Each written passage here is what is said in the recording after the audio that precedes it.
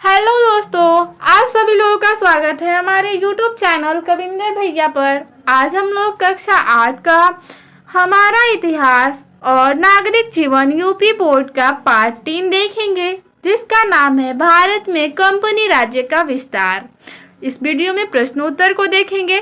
पहला प्रश्न है बहुविकल्पीय प्रश्न। बहुविकल्पीय प्रश्न को देखेंगे। इसमें पहला है, विलय नीति का संबंध है। क विकल्प है नाना साहब से, ख है डलहौजी से, ग है टीपू सुल्तान से और घ है हैदर अली से। तो विलय नीति का संबंध किससे है? सही विकल्प हो जाएगा विकल्प ख डलहौजी से। आगे 2 नंबर प्रश्न देखेंगे। पानीपत के तृतीय युद्ध में मराठा संघ को पराजित किया।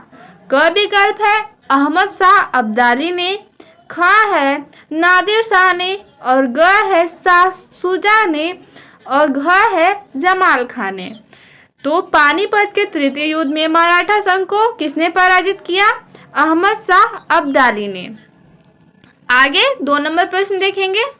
अति लघु उत्तरीय प्रश्न। इसमें पहला है, प्रथम आंग्ल मैसूर युद्ध किसके किसके बीच हुआ? इसका उत्तर हो जाएगा प्रथम आंग्ल मैसूर युद्ध हैदर अली और अंग्रेजों के बीच हुआ। 2 नंबर प्रश्न है, टीपू सुल्तान ने श्रीरंगपट्टम की संधि किस सन में की? इसका उत्तर हो जाएगा टीपू सुल्तान ने श्रीरंगपट्टम की संधि सन 1792 में की थी। आगे 3 नंबर प्रश्न को देखेंगे। 3 नंबर प्रश्न है लघु उत्तरीय प्रश्न। पहला, प्रथम मराठा युद्ध के बारे में लिखिए। जो प्रथम मराठा युद्ध हुआ था उसके बारे में लिखना है। तो इसका उत्तर देखेंगे। अंग्रेजों और मराठों के बीच प्रथम मराठा युद्ध हुआ जो 7 वर्षों तक चला। अंग्रेजों और मराठों के बीच प्रथम मराठा युद्ध हुआ था जो 7 वर्षों तक चला था। कब से कब तक? 1775 से 1782 ईस्वी तक। किंतु नाना फडणवीस के कुशल नेतृत्व तथा मराठों की सैन्य शक्ति के आगे अंग्रेजों को अधिक सफलता न मिल सकी। अंत में सालबाई नामक स्थान पर सन 1782 ईस्वी में दोनों पक्षों के बीच संधि हो गई। आगे 2 नंबर प्रश्न है, सहायक संधि क्या थी? उत्तर इसका हो जाएगा सहायक संधि के अंतर्गत देशी राजाओं पर यह दबाव डाला गया कि वे अंग्रेजों के संरक्षण में आ जाए और उसके बदले में अंग्रेजी राज्य उसकी आंतरिक सुरक्षा एवं बाह्य शक्तियों से रक्षा करने का उत्तरदायित्व अपने ऊपर लेगा। ठीक है। आगे 4 नंबर प्रश्न है दीर्घोत्तरीय प्रश्न। दीर्घोत्तरीय प्रश्न है पहला, डलहौजी की राज्य हड़पने की नीति क्या थी? इस नीति के उद्देश्य क्या थे? इसका उत्तर देखेंगे। लॉर्ड हार्डिंग के पश्चात 1848 ईस्वी में लॉर्ड डलहौजी भारत का गवर्नर जनरल नियुक्त हुआ। उसका उद्देश्य ब्रिटिश साम्राज्य को बढ़ाना था। वह उस कार्य को पूरा करना चाहता था जिसे रॉबर्ट क्लाइव ने शुरू किया था। यहाँ पर आगे है, ब्रिटिश साम्राज्य को बढ़ाने के लिए अधिक से अधिक देशी राज्यों को ब्रिटिश साम्राज्य में सम्मिलित करने लगा। उसकी इस नीति की प्रमुख बात यह थी कि यदि कोई राजा निसंतान मर जाता था तो उसका राज्य कंपनी के अधीन हो जाया करता था। यानी इसकी नीति की प्रमुख बात यह थी कि यदि कोई राजा है जिसका कोई संतान नहीं है और वो मर जाता है तो उसका जो राज्य होगा वो कंपनी के अधीन हो जाएगा या हो जाता था उस समय।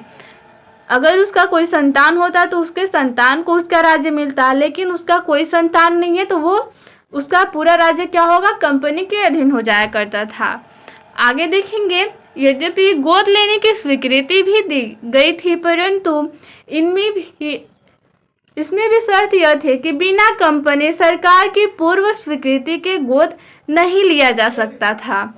उस समय जिसका संतान नहीं था तो गोद लेने की भी स्वीकृति दी गई थी, परंतु शर्त था कि बिना कंपनी सरकार के, यानी जब कंपनी सरकार स्वीकृति देगी तभी गोद लिया जा सकता था। साथ ही कंपनी स्वीकृति देने के लिए बाध्य नहीं थी, यानी जो कंपनी सरकार थी वो स्वीकृति देगी ही, इसके लिए बाध्य नहीं थी, वो अस्वीकार भी कर सकती थी। यानी यह अनुमति दे भी सकती थी और नहीं भी दे सकती थी। इस प्रकार अंग्रेजों को अनेक राज्यों को हड़पने का बहाना मिल गया। लॉर्ड डलहौजी इसी नीति को राज्य हड़पने की नीति कहा जाता था। तो लॉर्ड डलहौजी की जो भी ये नीति थी, इसी को राज्य हड़पने की नीति कहा जाता है। आगे देखेंगे, उसकी यह नीति अंग्रेजों के लिए बहुत लाभकारी सिद्ध हुई। इसी नीति के परिणाम स्वरूप पूरे भारतवर्ष में ब्रिटिश साम्राज्य स्थापित हो गया। यहाँ पर लॉर्ड डलहौजी के राज्य हड़पने की नीति के उद्देश्य को लिखना था, तो यहाँ पे हम लोग उसके उद्देश्य को देखेंगे। लॉर्ड डलहौजी की राज्य हड़पने की नीति के निम्नलिखित उद्देश्य थे। पहला, इनका सर्वप्रथम उद्देश्य ब्रिटिश साम्राज्य को बढ़ाना था। सर्वप्रथम उद्देश्य था ब्रिटिश साम्राज्य को बढ़ाना। दूसरा, व्यापार में मनमानी करना तथा सस्ते दरों पर कच्चा माल खरीदना। वो व्यापार में मनमानी करते और सस्ते दर पर कच्चा माल खरीदते। 3 नंबर था अपना सामान भारत के बाजारों में ऊंची कीमतों पर बेचना। और चौथा, भारत की जनता के बीच फूट डालकर एक दूसरे के बीच भेदभाव पैदा करना तथा अपनी महत्वाकांक्षा को पूरा करना। वो भारत की जनता के बीच फूट डालकर उनके बीच एक दूसरे के बीच भेदभाव पैदा करते थे और अपनी इच्छाओं को पूरे करते थे। तो इस वीडियो में इतना ही प्रश्न था। मिलते हैं अगले वीडियो में। धन्यवाद।